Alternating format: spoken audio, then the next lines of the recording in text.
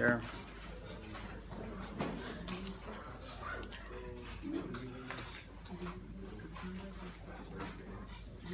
So the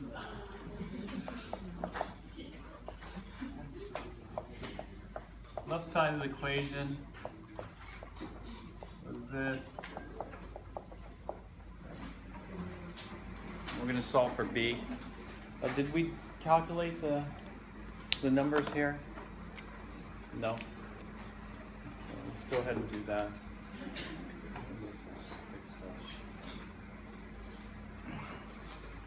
The pressure, this equation uses bars for A and B, so we have to use the pressure in bars. So it's 1.01325 bars. The units should work out. We just got to make sure all the units work out, and then we end up with liters times bar on both sides. And the liters bars cancel out on both sides, so we end up with this. A, what is A?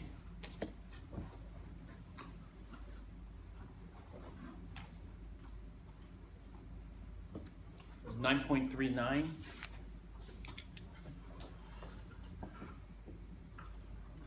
N squared, how many moles was that? Did we set this up last time? Yeah? No? It's 10.33048. So that would be 10.3048 squared. Moles. V squared is what we're after. Okay, this is going to be times V minus NB. So N is 10.3048, and B we get off the table 0.0905.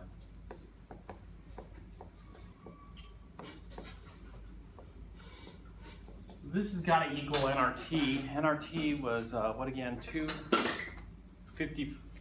What was that? 255.3. 3.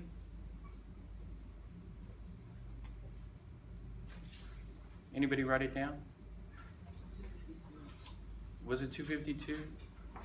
Okay, let me just double check that calculation, because it was 10.3048 times R 0.08206 times T 298. Then we have to convert it to bars. And conversion is 1.01325 bars per atmosphere. Did I convert it to bars last time? Maybe that was the problem. So it comes out to 255.33. In units here would be in bars times liters. The same thing over here. You know, pressures in bars, volumes in liters, so bar times liter, and the units cancel out both sides. All right, now what we want to do is we want to get it into a little simpler form. And so what we do is we do 1.01325 plus, okay, what is 9.39? Let me just do that calculation here in Excel. It would be 9.39 times 10, so this is equals 10.3048 squared times 9.39. 996.05. So we don't want to go too many digits, otherwise we're going to be keying in a lot of numbers into the calculator. But 996.05, calculate here, divided by V squared. This is V minus, okay, so 10.3048 times 0.095. So let me just calculate it. 10.3048 times 0.0905.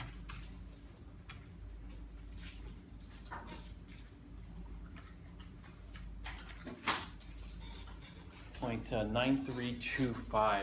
So this is going to be 0.93258. still a lot of digits. This has got to equal 255.33. And so we have the left side here of the equation, and we want it to match the right side.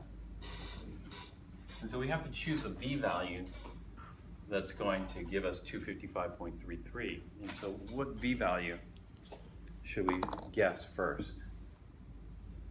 Did we do it yet? What's the best v value to guess? So we want to see how well the left side matches the right side. The right side's fixed. It's going to be 255.33. The left side depends on the v value we choose. And so let's go ahead and choose a v value. We're going to guess and then just check it. And so what v value should we guess first? Did I write it down? Did you guys write it down? Which v value do you want to try first? Oh, actually, we're going to use the v value from the ideal gas law. What was the v value from the ideal gas law? Was it 252? All right, we'll just try 252. So we tried 252 as our volume, 252 liters. Plug it in here and then calculate the left side of this equation. And so let's go ahead and do that. The good thing about Excel is you could do repetitive calculations quickly. Here's what I get using Excel. 258.33. 258.33. 258.33 is a little bit big. And so what should we do? Maybe guess another value. What do you want to guess?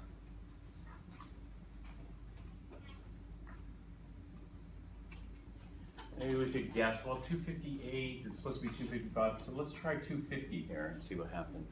Try that. Okay,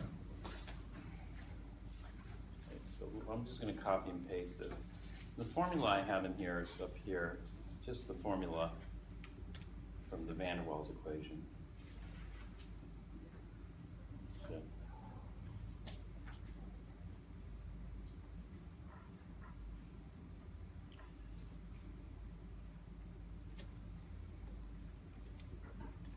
all right, so 252,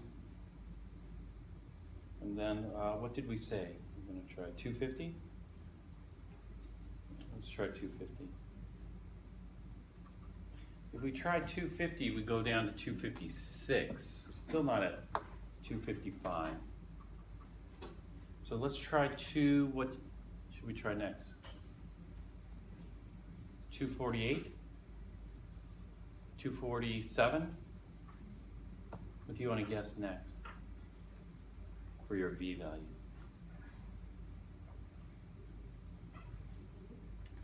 $248? We're down to 254. So 254 is still not good enough. So let's just write some of these in here. The nice thing about Excel is you can do it quickly, but on a test you'd have to do this by hand. And usually people, it depends on how lucky they get with their guesses. Some people will do like 3, 4, 5 guesses. Other people will take up like 3 pages worth of guesses to figure it out. And so we go to 248, and then it's a 254.3. So what should our next guess be? Do your next guess.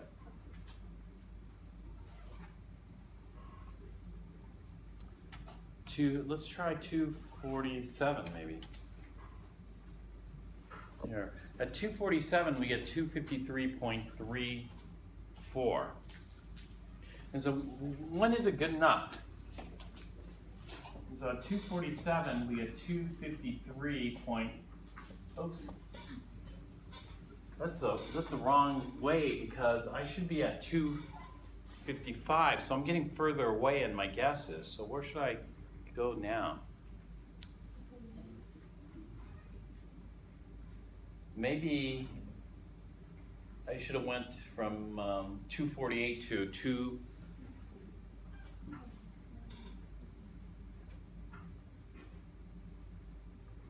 Tell me what the next guess should be.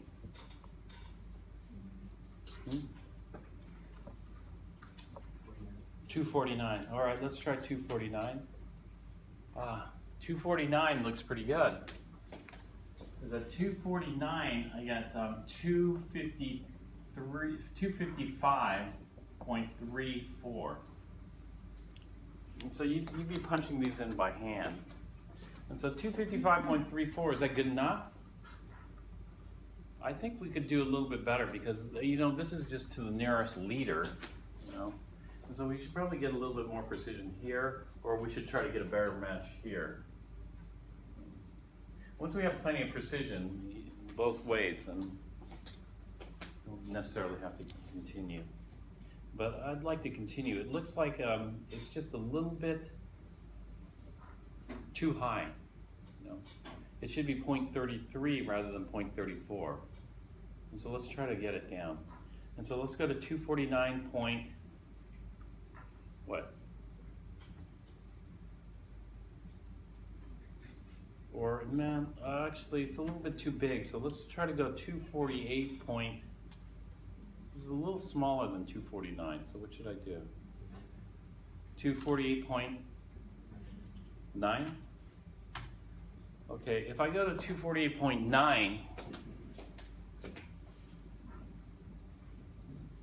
we get 255.24. So I'm further away now. 248.9. So what should I try then? Next. Add another 9. So 248.99. Let's show that. There we have. And so 248.99. We get 255.33. And so when is it good enough? Well, when, you know, it depends on how many sig figs you're allowed. You know, we just made up this problem. But when we get a match here, but let's say before we get a match here, if we start going in from the, this is the tenths place, the hundredths place, the thousandths place, if we start getting too many decimal places, probably a good idea to stop, because we aren't really allowed that much. Probably. And so this is about 248.99 liters. 248.99 liters. Are we going to get an exact match? No, because of, you know, round off errors and that type of stuff. So we just get it close. And how close is close enough? Well, it depends. You know, some people, I don't know. Some people, even though they have plenty of time, will say, you know, something like this might be close enough.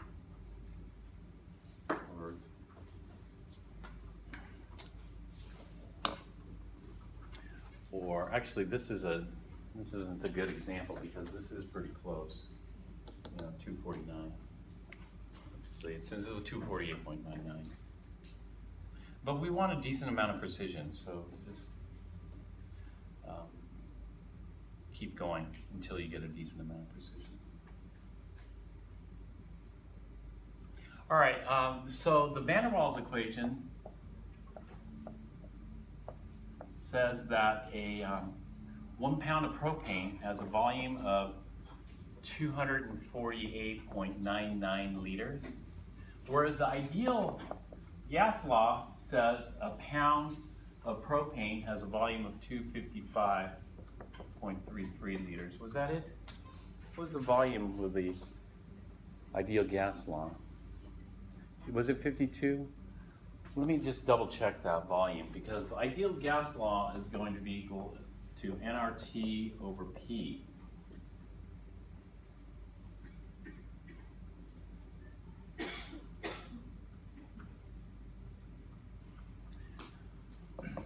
We're doing this at 1 atmosphere, which is 1.01325 bar.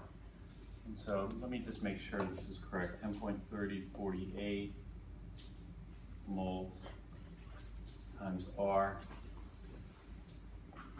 0.08206 liters atmosphere per mole Kelvin, times T was 298 Kelvin, divided by pressure, 1 atmosphere or 1.01325 bar.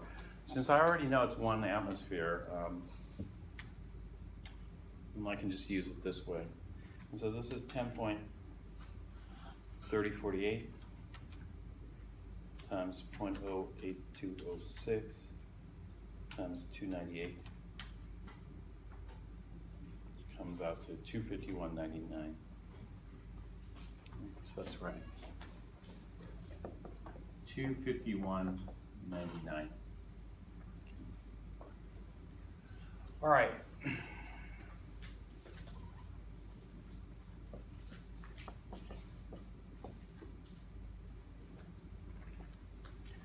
Let's say you have a propane store. You have a propane store and somebody comes in to purchase 1 pound of propane gas. They come in to purchase 1 pound of propane gas. Would you give them 252 liters, or would you give them 249 liters? What would you give them? 252 liters or 249 liters?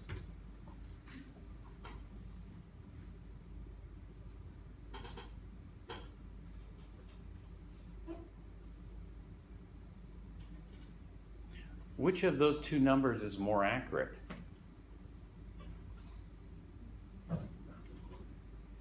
They're both accurate?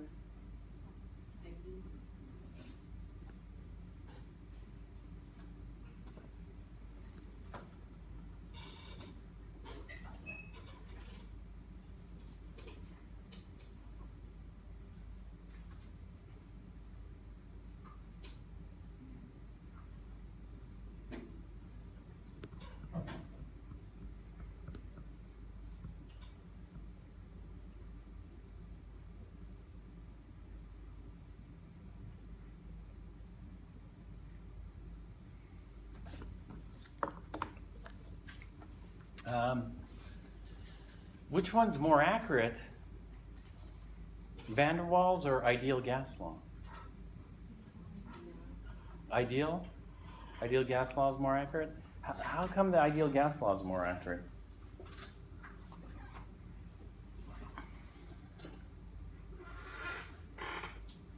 Is there such thing as an ideal gas? No, so ideal gas law is always going to be inaccurate. Van der Waals compensates for the deviations from ideal behavior. And so the answer is Van der Waals is more accurate. More accurate.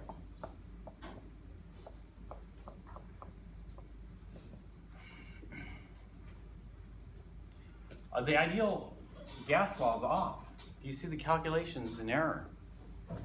And so what we can do is we can calculate our percent error. Our percent error is the experimental minus theoretical divided by the theoretical.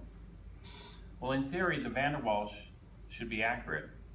And so the percent error here, we'll just say is the ideal, which is less accurate, 251.99 minus the theoretical value, which is 248.99, divided by 248.99 times 100%.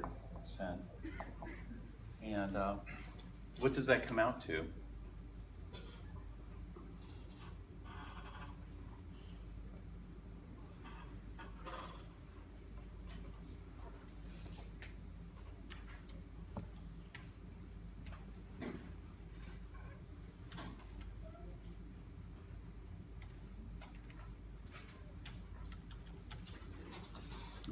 .2% error. So 1.2% error. So basically, you're going to give them 1.2% more propane. If you give 252, that's 1.2% more. And so what's 1.2% of 1 pound? So you're giving them 1.012 pounds of propane if you give them 252 versus 1 pound of propane if you give them 249. Does that make sense?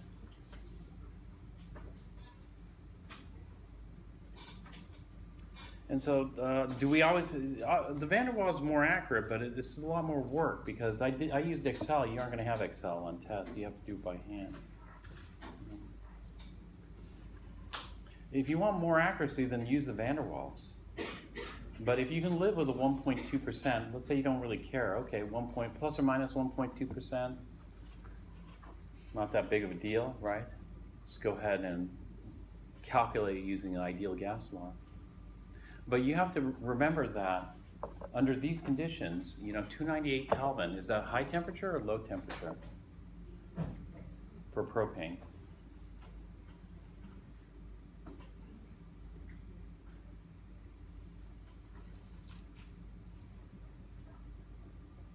High temperature or low temperature?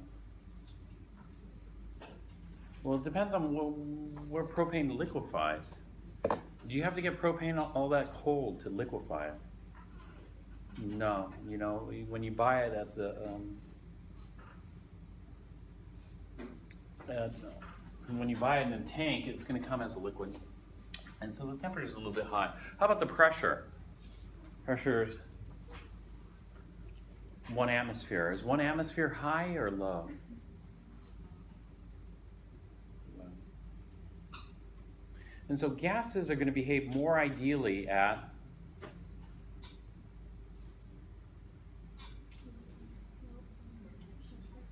high temperature. So this is kind of low temperature, so it's going to deviate. And low pressure. And this is low pressure, so it's okay. And we can see the deviation. The volume's smaller than what we expect. Well, the volume's smaller than what we expect. What type of deviation are we seeing? Are we seeing a deviation due to intermolecular forces, or are we seeing a deviation due to volume of particles themselves? We're seeing a deviation due to intermolecular forces.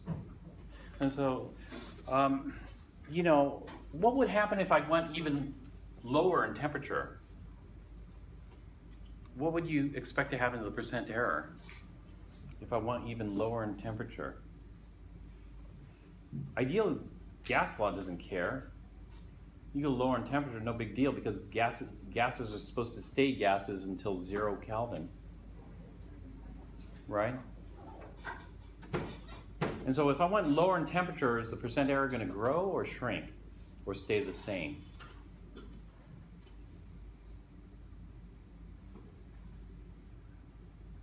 It's going to grow.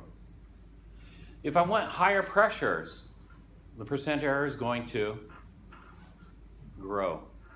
If I went 10 atmospheres, 100 atmospheres, that means we're going to have a pretty big deviation. And so under kind of optimal, at higher temperatures it'll be better.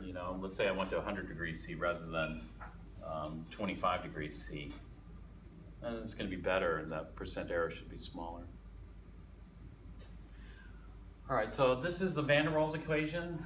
This corrects for the two things the ideal gas law ignores. It's an empirical equation that does that. And calculations are more involved. All right, there's other applications to kinetic molecular theory, and there are two processes that we should know. Actually, let me bring that up here.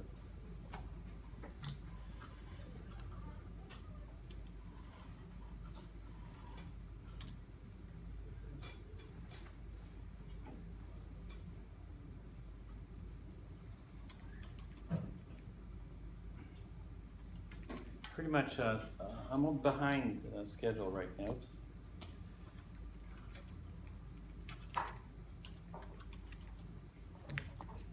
So we're going to leave chapter 6. I just want to make brief mention of one more topic. And that one more topic is the topic of diffusion and effusion.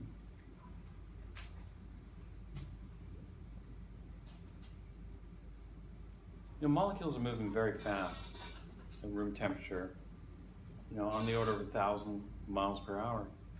Some of the heavier molecules move a little slower. And so a heavy molecule would be like spearmint, the molecule that gives spearmint its smell and taste. It weighs a lot more. It's a big molecule, so it moves more like 500 miles an hour. So let's say the spearmint molecule is moving 500 miles an hour. Does that mean if I had some spearmint gum, in 1 hour, that molecule would be like in San Francisco or someplace? think if it's traveling that way?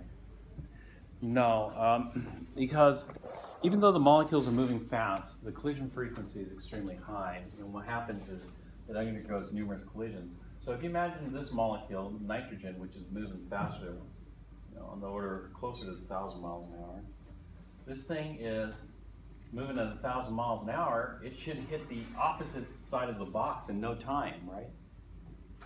But the problem is since it collides so frequently, it collides here, collides there, collides there. In order to travel from one side of the box to the other, it has to travel a great distance because of all the collisions that occur. Now this is the diffusion process. And so this is why, like, if you're brewing, let's say, spearmint tea in the kitchen, it's going to take a while for that smell to travel to the other rooms because of the innumerable collisions that occur. So diffusion. Well, the lighter the molecule, the faster it moves, so the faster it's diffused. And so lighter molecules like hydrogen diffuse much faster than heavier molecules, nitrogen. We have another process called diffusion. If you poke a pinhole through here, then lighter molecules should diffuse faster, that is, leak out of the container faster than heavier ones. There's 3 hydrogens leaked out by the time what nitrogen has here. We have an equation here that lets us compare the ratios. This is called Graham's law. Graham's law of effusion or diffusion, both the same. And effusion and diffusion rates are going to depend on the masses. They're going to be inversely proportional to masses. And when you look at it, it's going to be inversely proportional to the root of the molar masses. And so if something is, let's say, B is 4 times heavier than A, if B is 4 times heavier than A, then A is not going to effuse twice as fast. It's going to effuse the square root of 2 times as fast. And so there are calculations in the homework you can look at. 623, though, has to be modified because the rate is inversely proportional to the time. And so we could have over here time of A over time of B. And so the faster it diffuses, the shorter the time. The slower it diffuses, the longer the time. But most of these Graham's law type calculations are pretty straightforward. So I'm not going to do an example unless somebody asks me later.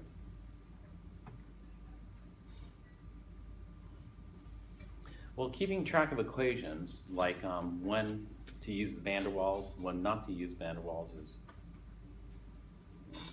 a judgment call, right? I guess you could use either, ideal or van der Waals. One's going to be more accurate, the other's going to be less accurate. But in Chapter 7, Thermochem, which we're going to talk about now, this chapter and this topic is one of the tougher chapters and one of the tougher topics in Chem 1A. In fact, Thermochem and thermodynamics is well known as a very difficult course. So difficult that at the bookstore at UCLA, they actually have, they have a bumper sticker that says I passed thermodynamics, because lots of people end up failing it. And I look at why lots of people struggle with thermodynamics, including me. I struggled with thermodynamics when I took it at UCLA. I realized that there's so much I didn't know, so much basic knowledge I didn't know. And so when the course started, I was just left behind in the dust. And so that required a lot of catch-up, which I did by going back to general chemistry and memorizing all the things I never memorized. All the things that I never memorized because, like this equation, like the van der Waals equation versus ideal, that's not that hard, once you do it. But thermo is hard because thermo, there are equations that if you use it, you'll get the wrong answer. Why? Because if you use, let's say you use ideal gas, propane was one of the least ideal and typically will work under ambient conditions, so that error wasn't too bad, Propane was the least ideal gas on that chart, right? And of course there are going to be gases even worse than propane, But as the example they gave, that's not so bad, 1.2% error. Not, okay, so you gave a little bit of extra propane, but it's not that big of a deal, right? It depends on how precise you need that calculation. But the problem with some of these equations in thermo is that, there's no alarm that warns you, okay, warning, do not use this equation because you're going to get the wrong answer, right?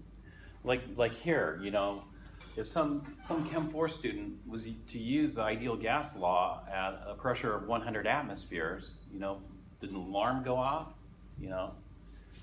Stop, don't use this equation. No.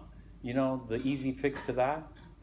The easy fix to that is make sure in the Chem 4 homework that there's nothing over 1 or 2 atmospheres, right? That's the easy fix. That way they'll never make a mistake because they have no opportunity to make a mistake, right? In Chem 1A, you have plenty of opportunities to make a mistake, especially in thermodynamics.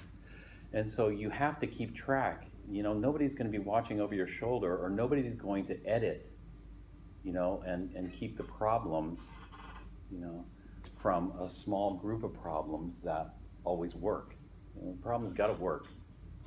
Because if they throw in a problem that doesn't work, then they don't want to explain it. Not at Chem 4, but in Chem 1A we do. And so if you were to use the ideal gas law and the pressure was, let's say, 50 atmospheres, would an alarm go off in your head? Don't use this equation. You're going to have a horrendous error. Would an alarm go off? Yeah, if so, then that's good, because then you're learning. Well, the problem with thermo is there's lots of equations like that, There's equations that work under these conditions, but don't work under those conditions. And you have to keep track of all these. You're just expected to know this. And, as a student, for myself, I didn't keep track of any of that, and so that's why I had to go back and memorize all that. And my memory's not so good, and so this is why lots of people, and not just me, but a lot of people, their memory's not so good. And so thermo is a class that people repeat because, the second time you take it, it's a lot easier to remember, right? Third time, By the second or third time you take thermo, then, it's sunk into your memory. But you have an opportunity here, and the opportunity is just to memorize it right at the beginning. That way, when you do take thermo, and a lot of you will have to take thermo because they have thermo for, even biologists, energy, like sugars and this kind of stuff is so important in biological systems, thermodynamics of biological systems. Engineers, chemists, physicists, because thermodynamics deals with energy. Look at energy and chemical reactions like this. Anyway, does that look like your typical acid-base neutralization? A metathesis? Look like your typical metathesis? No, this looks like a redox. A lot of energy is being produced. This is potassium reacting with water. Potassium is the reducing agent, water is the oxidizing agent. Is water a good oxidizer? You say water is a good oxidizer? No, water is an awful oxidizer. Water is exceptionally stable, making it a bad oxidizer. And yet, that means potassium must be highly reactive, right? Metals typically tend to be. All right, so the first thing is we have to familiarize ourselves with the terminology of thermodynamics. Everything has a precise definition in thermodynamics. You can't just say, oh, it's about this or about that. And so let's look at it because, the way we define things, even including sign, what does a negative sign or a positive sign mean is very important.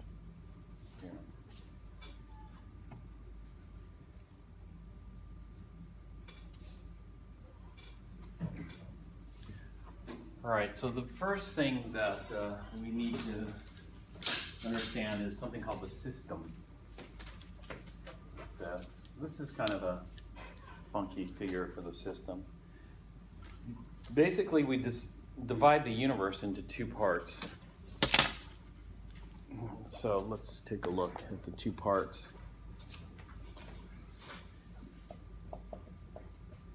The universe is going to be divided into the system and the surroundings. And so if we add up the system and the surroundings, we get the entire universe.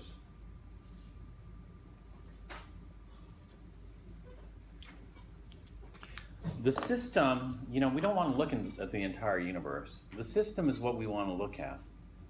And so the system is whatever is of interest. But the system is kind of tricky because there are two types of systems. You know, one type of system is an object, and so it's the object of interest. Another type of system is a reaction or some kind of process. I forgot to write this. It's a reaction or a process of interest.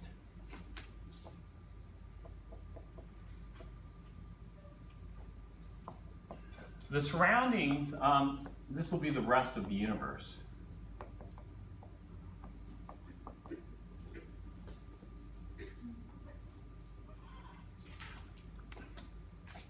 So let's say what we're interested in here is in this figure. We're interested in this liquid here. This is going to be our system. And so our system is this liquid, whatever that liquid is, and the surroundings will be everything else. And so if we're interested in this liquid, there are three types of systems that we can have. One is an open system. In an open system, you know, matter can escape from the system and go into the surroundings. You can see that here in the steam. There's steam coming off this. And as that steam escapes, we're losing it from our system, which is the liquid here. Energy, you know, this is a hot beaker, so energy can escape. You know, if it's hot, it's got a lot of kinetic energy. That kinetic energy can be transferred to the cooler surroundings. The cooler surroundings is less kinetic energy. The kinetic energy transfer due to contact or collisions will result in the system cooling down and the surroundings warming up due to transfer of kinetic energy, which we call heat. So that's heat. We don't deal with open systems. Rather, we deal with closed systems. In a closed system, the only thing that can be exchanged with the surroundings is energy. And so we'll cap this off so that nothing from our system can escape. And no matter from our system can escape. And so, you know, 99% of the problems we'll be dealing with closed system. And 1% of the problem we'll be dealing with an isolated system. In an isolated system, this is completely sealed off from the rest of the universe. And so nothing's exchanged. No energy and no matter is exchanged. And so sometimes we deal with an isolated system, but most of the time we're going to deal with a closed system here.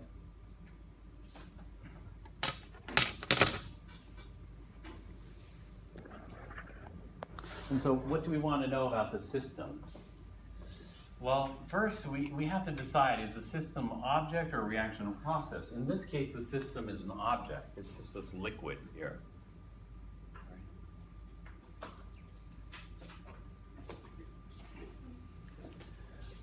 Okay, the next thing we have to determine is what type of system are we doing? Are we doing an open? Actually, let's do this.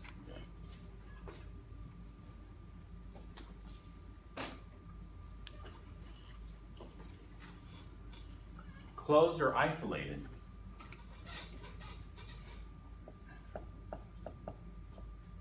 And so system, these are the things that we need to keep to track or be aware of.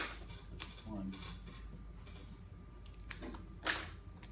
Object or reaction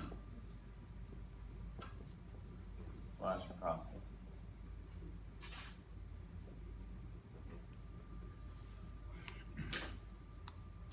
Next, open, closed, or isolated.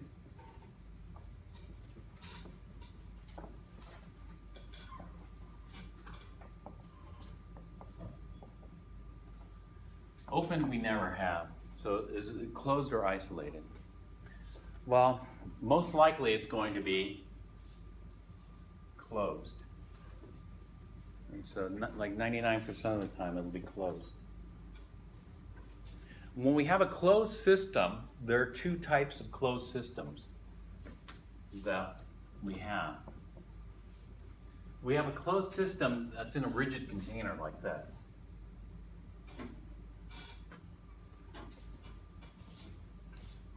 A closed system in a rigid container has a fixed volume.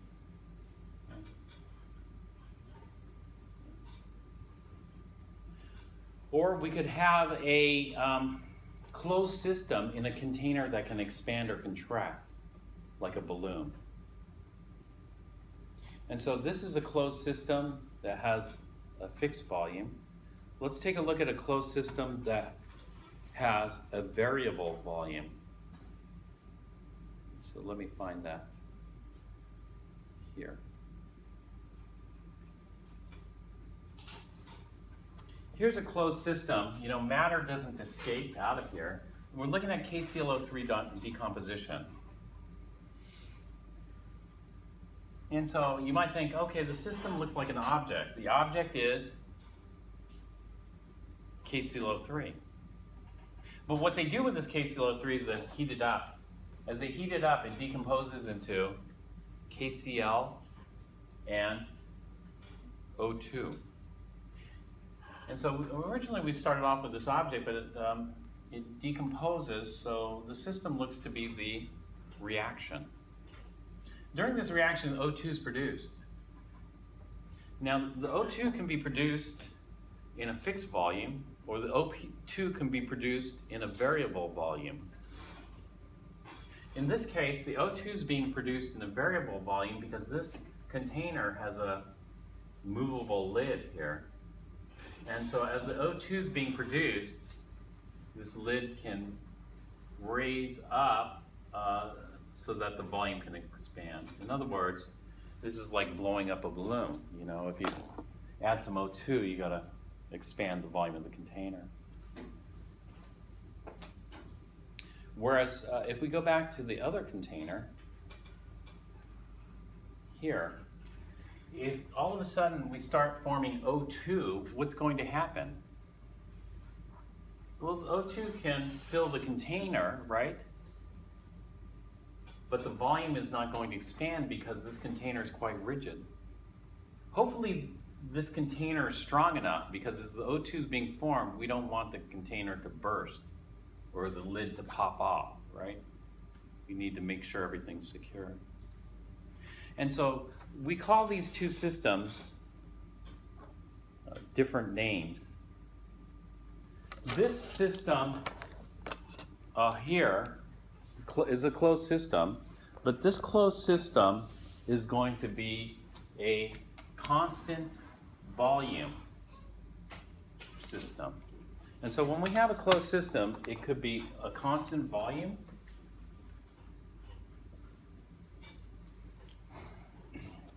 With constant volume, let's say we got air in here. We got air in here, and let's say we form some O2. The O2 goes in here. So now we have an air-O2 mixture. How do we visualize that mixture under constant volume conditions? Do we use Daltons or do we use Avogadros to visualize what's going to happen? We use Daltons, right?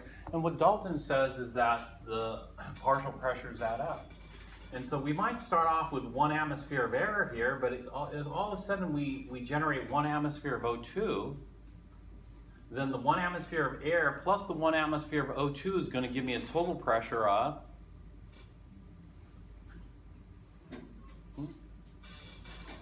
1 atmosphere. So 1 atmosphere of air plus 1 atmosphere of O2 gives me 1 atmosphere total.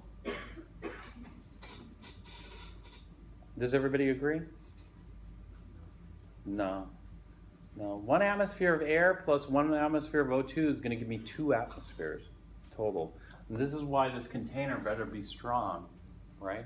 Because if I generate 1 atmosphere of O2 from some kind of chemical reaction here, you know, all of a sudden I'm adding it to 1 atmosphere of air that's already there. It's going to be high pressure.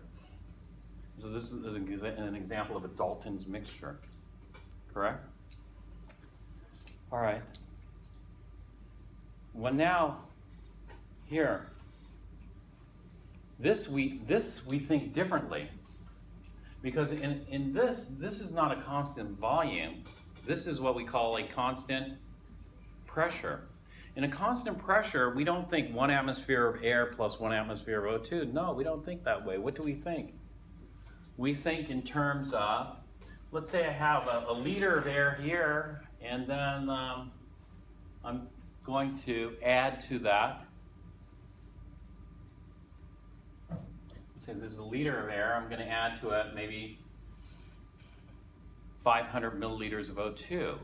And so 1 liter of air plus 500 milliliters of O2 is going to give me a total volume of 1.5 liters. And so this is an example of Dalton's or Avogadro's. Not Dalton's. This is Avogadro's, right? And so in thermo, when we work at constant pressure, we think Avogadro's. In thermo, when we work at constant volume, we think Dalton's. Okay. And so, well, what do? We do both. And we have equations for both. So people screw this up all the time in thermo because, oh, they should be doing this thinking Dalton's, but they're doing it thinking Avogadro's. That's the wrong answer. Or likewise, you know, in other words, they should be thinking in terms of constant pressure, but they're doing constant volume. Or they should be thinking in terms of constant volume, but thinking in terms of constant pressure. And so they get things mixed up. And so this happens frequently. And so when we have a closed system, we have to determine, is that closed system a constant volume closed system, or is that a constant pressure closed system? Because of course this is going to determine how we visualize what's happening in our system. Okay? We need to know that. So let's take a look at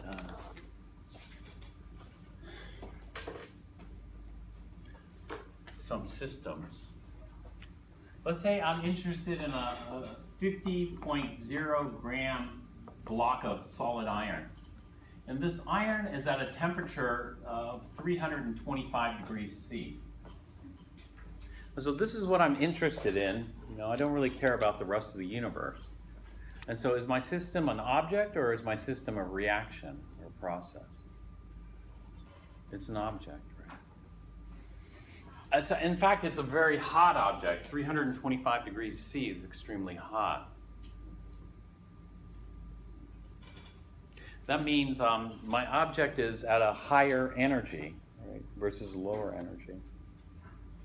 And so we need to talk about energy next, because when we think about energy, you know, I want the total energy of this block of iron.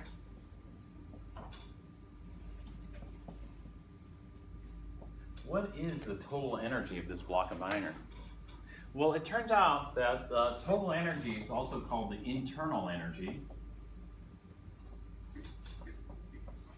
And the internal energy gets the symbol U. And the internal energy, from physics, you'll learn that the total energy consists of the kinetic energy plus the potential energy.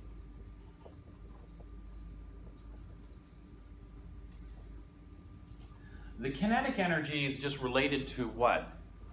The average kinetic energy is directly proportional to the temperature.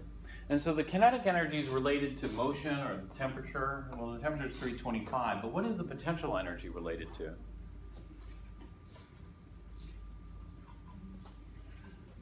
Potential energy is related to stability. We really know we're talking about driving force. We want to go from high potential energy. High potential energy is unstable, is very reactive, right? Weak bonds. To low potential energy is stable. In gravitational potential energies, it's easier to see. So this would be high gravitational potential energy, and then this would be lower gravitational potential energy. And so if there's a heavy block, perched up on the ceiling somewhere, that could potentially fall down, that could release a lot of energy, especially if it hits you in the head. And so, potential energy, this block that's sitting up there, well, let's take a look at what we mean by this in more detail by looking. In thermodynamics, we like to keep things simple and not mix up too many things.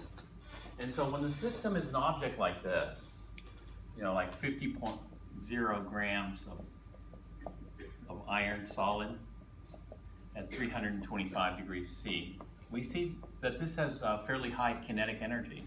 Why does it have fairly high kinetic energy? That has fairly high kinetic energy because of the temperature. The temperature is fairly high. And what can happen is that can cool down. So we got this hot object. The hot object cools down. So when it cools down, what are we left with? We're left with 50.0 grams of solid iron.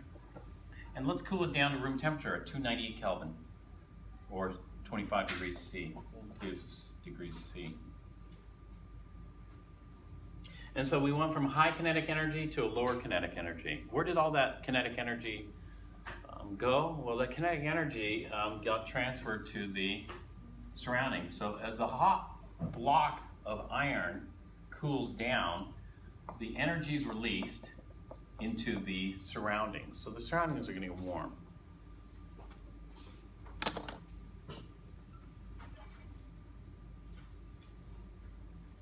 So let's take a look at this in terms of energetics here. The total energy initial is equal to the initial kinetic energy plus the initial potential energy. The total energy final is equal to the final kinetic energy plus the final potential energy. When we think about potential energy, was there any change in the potential energy here? And that is,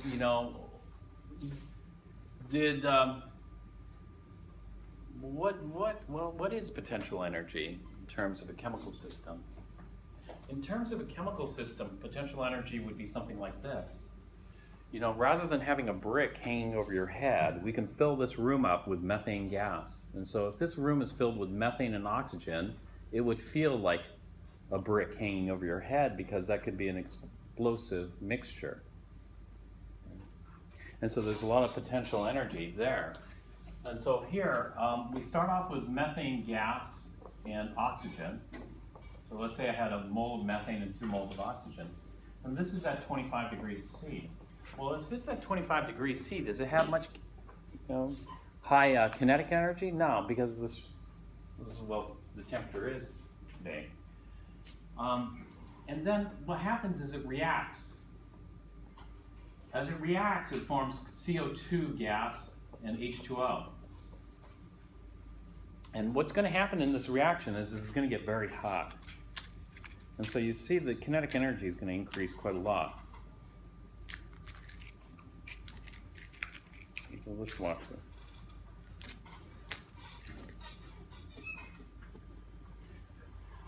And so CO2, hot CO2 and hot water is going to be steam as being produced.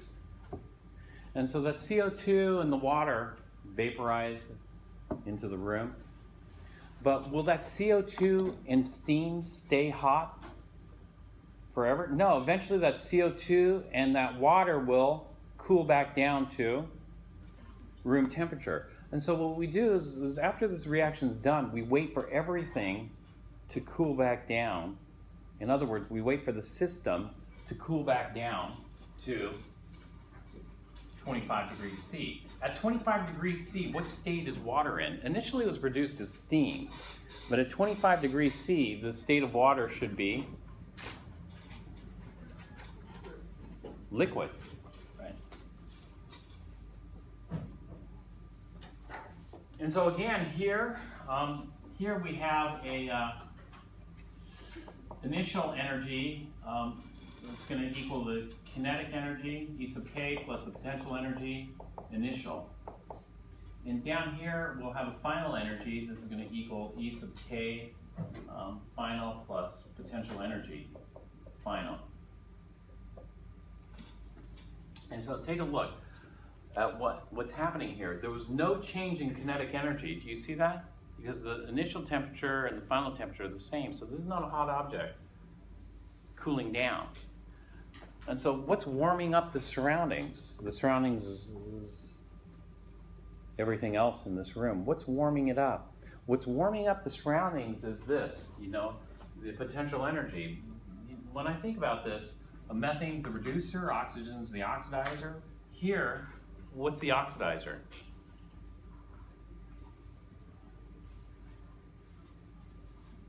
You're looking for driving force. This is a redox reaction, so what's the driving force of the redox reaction? The driving force for redox reactions is going from stronger reducer, stronger oxidizer to weaker.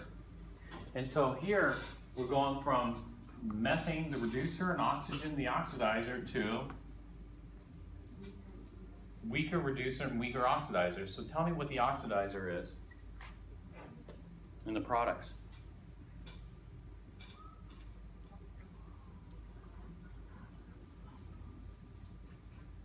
Well, I'll tell you. CO2 is the oxidizer, water is the reducer. CO2 and water, is a mixture of CO2 and water like having a brick hanging over your head ready to explode? No. The CO2 and water is what we call stable. So we're going from highly unstable, methane and oxygen, to highly stable, CO2 and water. You know, is CO2 a powerful oxidizer? What do you think? Is water a powerful reducer? No, they're awful. CO2 is an awfully poor oxidizer, and water is an awfully poor reducer. That means this is a stable mixture, a non-explosive mixture, whereas this is a highly unstable mixture, a highly explosive mixture. And so this is what we call chemical potential energy. You know, the chemical potential energy is, you know, having methane and oxygen is like having a brick over your head. But having CO2 and water is like having a brick path that somebody has cemented into the ground, you know? It's stable. And so this is a chemical potential. And when we look at a reaction like this, we look at the change in energy, delta U. The change in energy is going to equal the change in the kinetic energy plus the change in the potential energy. When we look at the kinetic energy before and the kinetic energy after, was there any difference in kinetic energy here? No. And so the change in kinetic energy is actually zero. This is the way we like to have it. Whenever we do a reaction or process, we always make sure that T final and T initial are the same. We always do that because we don't want to mix things up too much. Of course, what we could do is we could figure out how much energy is released when maybe the CO2 and water are at 300 degrees C rather than 25 degrees C. We could do that, right? But eventually it's going to cool down, and this is going to be the maximum amount of energy you're going to release into the surroundings. And so for systems that, we don't call methane and oxygen an object because an object has to stick around. You know, for example, if you have an iron block, you know, before any energy's been exchanged, you'll have an iron block after. And so this is what we call an object. The object is here initially and it's here at the end. It's just a hot object that cools down. Is this a hot object that cooled down and heated up the surroundings? No, this is what we call a reaction. The reaction, once it's done, is the system there anymore? You know? Once this is done, the system sticks around. Sure, the system's there. You know, it doesn't disappear. But here, the system has a finite lifetime. Once the reaction's done, that's it. Now the CO2 and water, that's part of the surroundings. And that'll warm up with the surroundings. So these are the two types of systems. You know, it doesn't have to be a reaction. It could be a phase change, like melting or boiling, that type of stuff. It's a process. Whereas over here, was there any change in potential energy? That is, you know, are the bonds weaker in iron and stronger in iron? No. Is this more stable? Is this a better reducing agent than this? No. What are the chemical properties of iron? That's about it, right? Reducing agent. And they're the same. And so when we look at this energy change, delta U is equal to delta EK plus delta PE. You know, delta PE is PE final minus PE initial, delta EK is EK final minus EK initial. When we look at this, there was no change in potential energy. All the change is in kinetic energy. And so this is how we deal with systems. If the system's an object, the only thing that's going to change is the kinetic energy. And that's going to result in a temperature change. So whenever we deal with objects, the temperature changes. Whenever we deal with reactions, the temperature never changes. The temperature always, before reaction, is room temperature. After reaction, well, it might be warm, but we got to wait until everything's back to room temperature, and then figure out how much total energy was released.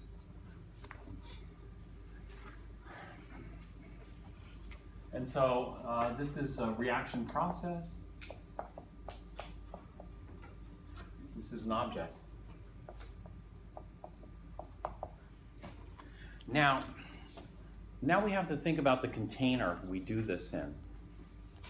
Is the container fixed, or is the container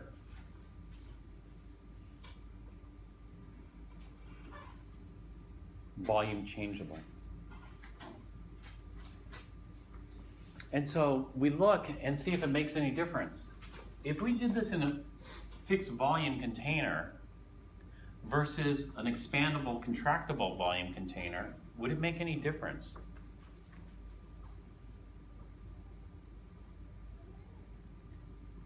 No, negligible. Because, well, metals expand slightly, but, you know, it's not going to expand much. And so the volume doesn't change here, whether we do it in fixed or, in other words, you have to get familiar with the jargon. If we used a constant volume container versus a constant pressure container, would it make any difference over here? No, it wouldn't, because, you know, we got 50 grams. 50 grams is however many milliliters. Doesn't really make any difference. Versus over here, if we used a fixed volume container versus a variable volume container, would it make a difference? Yes, it would, because if we think, let's think about this reaction in a fixed volume container. Let's fix the volume, because a 1 mole of gas at 25 degrees C in 1 atmosphere is about how many liters? How many liters? 24.45 or 22.4? 24.45, but we don't want to get so accurate. We want to keep the numbers simple, so we'll call that 25 liters. If 1 mole of gas is 25, so that's 25 liters plus 2 moles of gas is 50 liters. So altogether we have how many liters of gas up here? 75 liters of gas. Now we're going to fix the volume. We're going to have a 75 liter container. By the end of the reaction, how many liters of gas should we have?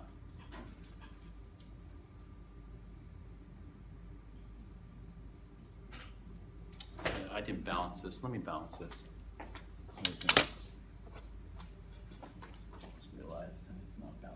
How many liters? Do we have 75 liters of gas at the end of this reaction? No, we don't. We're going to have about how many?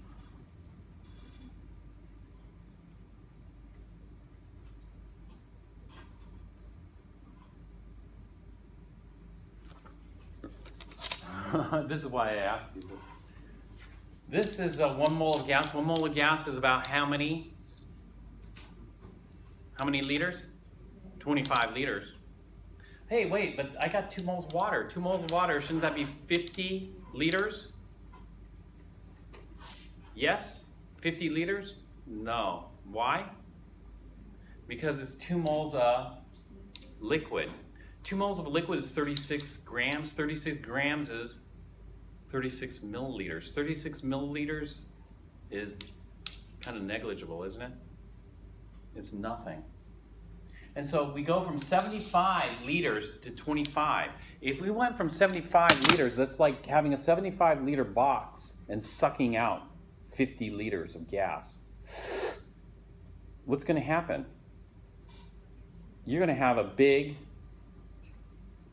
because this is Dalton's law, you're going to have a big vacuum, right? When we think about this is a constant volume, this is Dalton's law, you're going to have a big vacuum because all of a sudden you've lost all the pressure that was generated from 2 moles of gas. And so you're going to have a vacuum. If we started off with 1 atmosphere and 75 liters, we're going to have how many atmospheres? We'll just assume that these are ideal. How many atmospheres?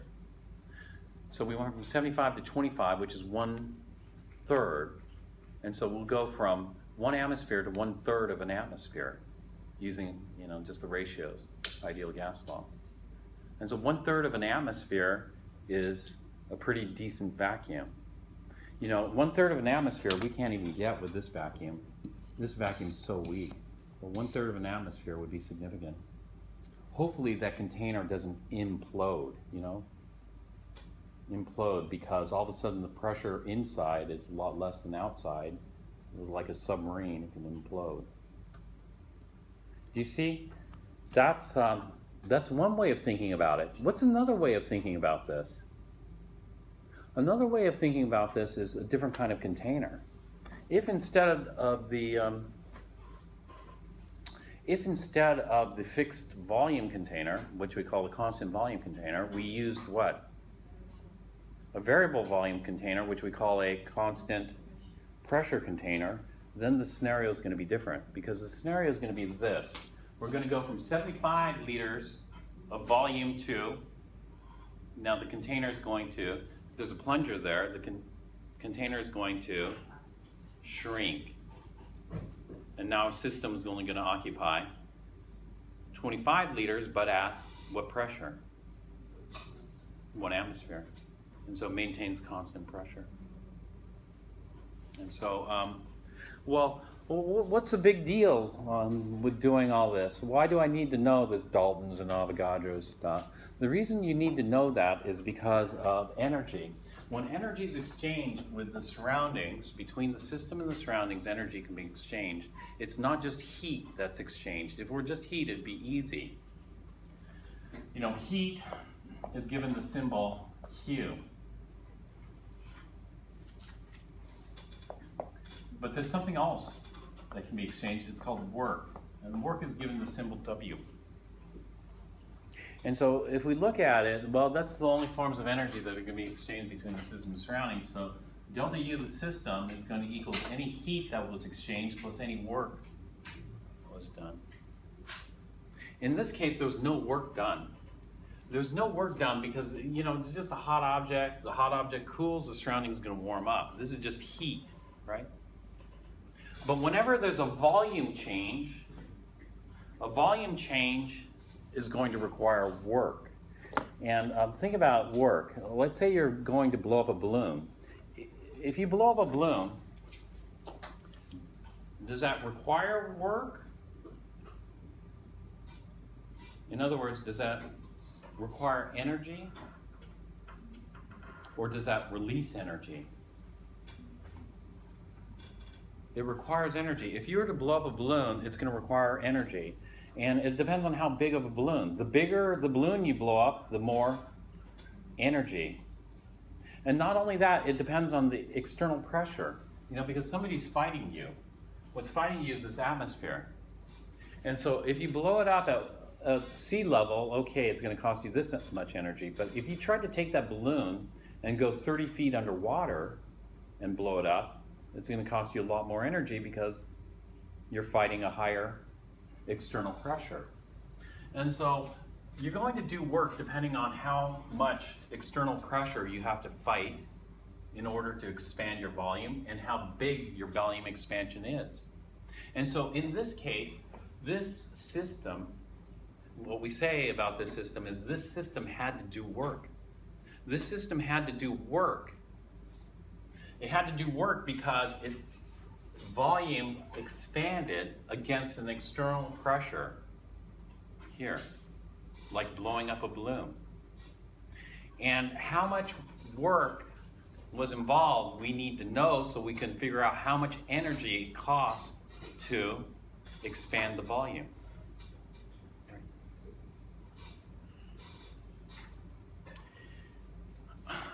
On the other hand, if we look at this, what happens to the volume? If we do this at constant pressure, the volume went from 75 liters to about 25 liters.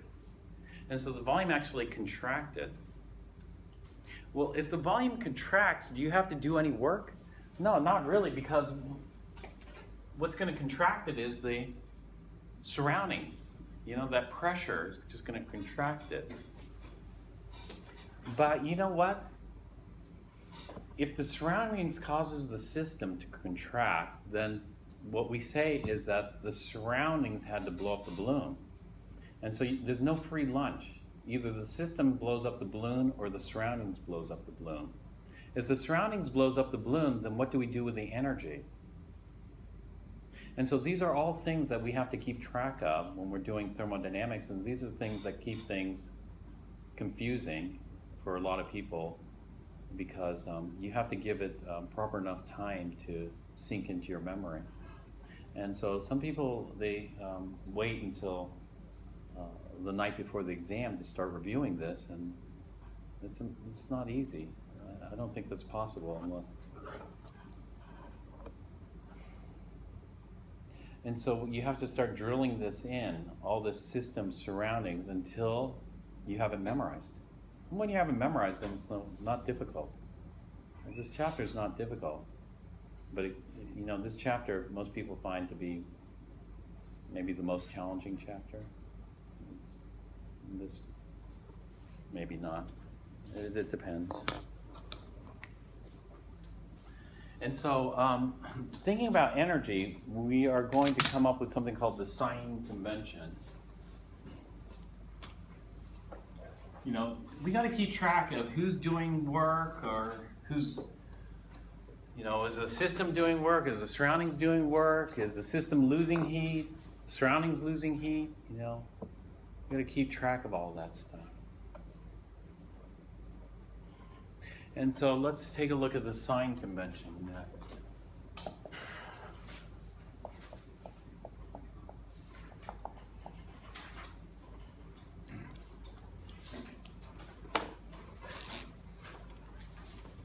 If Q is less than 0, that means heat or energy lost. Kinetic energy is lost. And so we have, you know, two scenarios. You know, Q of the system is less than 0. If Q of the system is less than 0, then the system has lost energy in the form of heat.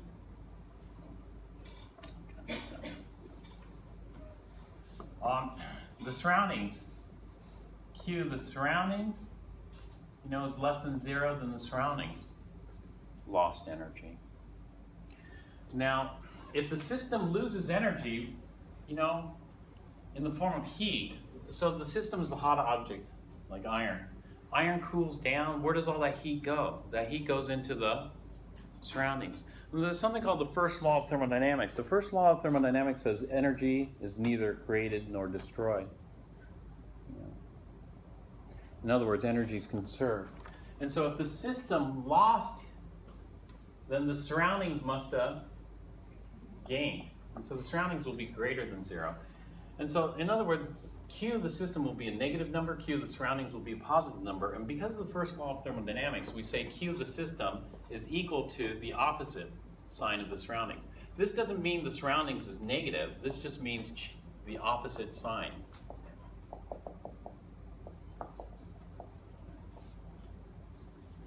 And so if the system loses, let's say the system loses, what's units of energy?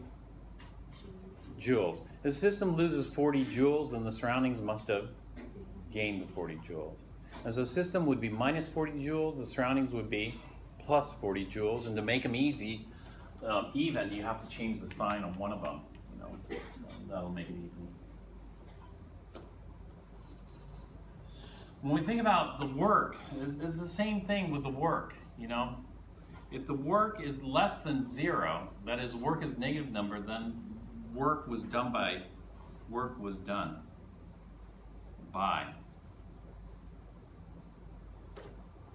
If we have W greater than 0, we call that work done on.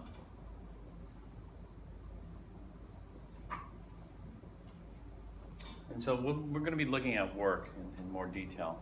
But let's focus on heat first, and then we'll look at work. And so looking at heat, well, if the hot iron block cools down, then the surroundings will warm up. Well, how much will the surroundings warm up by? Well, it depends on what the surroundings are made up of. You know, is the surroundings a big pool of water? You know, so if you threw a 50-gram chunk of iron, a 325, into a swimming pool, is the swimming pool really going to warm up much? No, it's very little iron. Versus if you threw it into something else. Well, what's going to give us an idea of how hot things get, depending on the temperature, is something called the heat capacity. The heat capacity relates energy and temperature. Heat capacity. There are 3 types of heat capacities that we're going to be dealing with in this class. One is the molar heat capacity. The molar heat capacity tells us, you know, how many joules of energy are required per mole per degree C. These are the units here. And so if I had a mole of whatever object, mole of air, you know, how many joules would be required to heat it by degree C? Mole of water. We have the specific heat. The specific heat is probably the most common one we'll use. The specific heat is, rather than per mole, we'll do it per gram. And then we have the heat capacity of an object.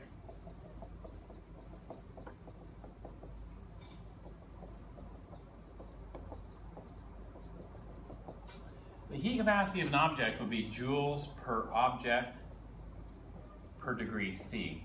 And so there's some things that aren't very convenient to weigh out or figure out how many moles, like a brick. You know, what's the heat capacity of that brick? Well, do you want to weigh the brick and do it per gram?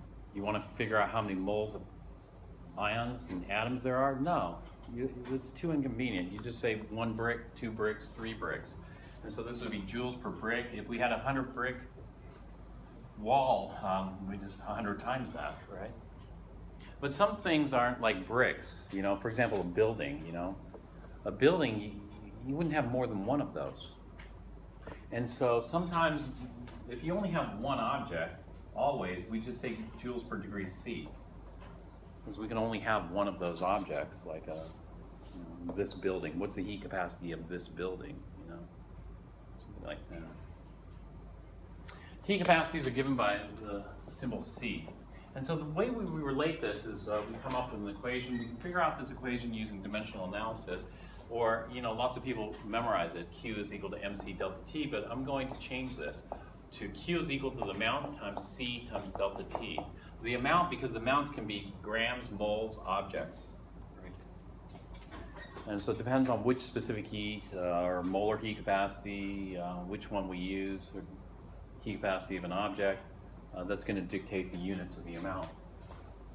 And so here we can figure things out like, given a certain amount of energy input, and we know the amount that energy is going into, we know the heat capacity, then we can figure out the temperature change.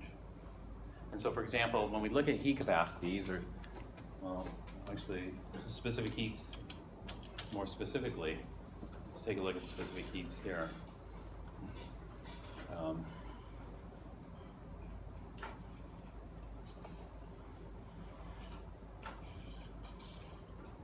Specific heats. Here they are. Some things have low specific heat, some things have high. The low specific heat here is lead, 0.130 joules.